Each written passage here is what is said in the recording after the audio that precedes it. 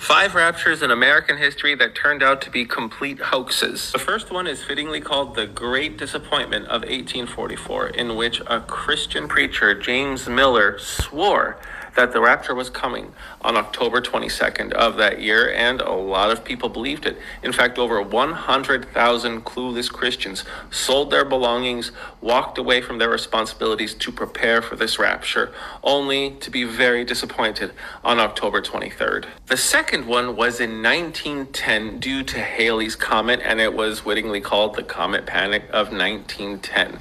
And while a lot of people were terrified, the Christians gained a great deal of notoriety, saying that yes, this is truly end times, and the same thing happened as to the poor Millerites of 1844. The third and fourth big ones were started by the same guy, Harold Camping, in 1994 and 2011, and he was a Christian radio broadcaster. His show was called Family Radio, and in 1994 he garnered about tens of thousands of gullible Christians to believe that this was actually going to happen, and then when it didn't, he said, oh, he messed up the timing. But by 2011, he was sure of it, and he had quite a substantial following.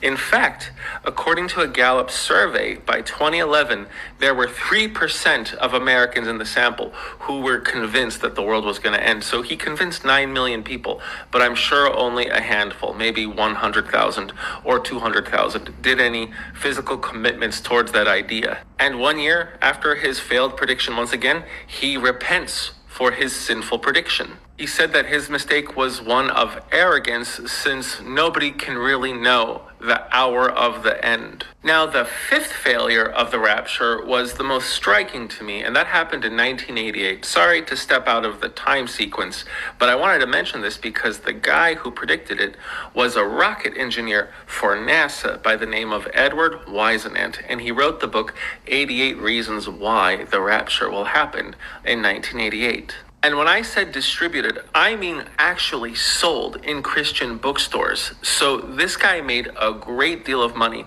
with the failed prediction. And because he was so proficient in mathematics, he relied heavily on numbers to justify why 1988 had to be the year of the rapture. He relied heavily on the numbers 7, 40, 47, and he believed that the foundation of that new country that I'm not allowed to talk about was one of the greatest signs that the world had to finally end within a few generations. And of course, when it didn't happen, he said it was going to happen in 1989, then 1993, and then a couple of other years, and then people just dismissed him outright because it was ridiculous. And that is exactly what we're going to see by the end of tomorrow, September 23rd, 2025.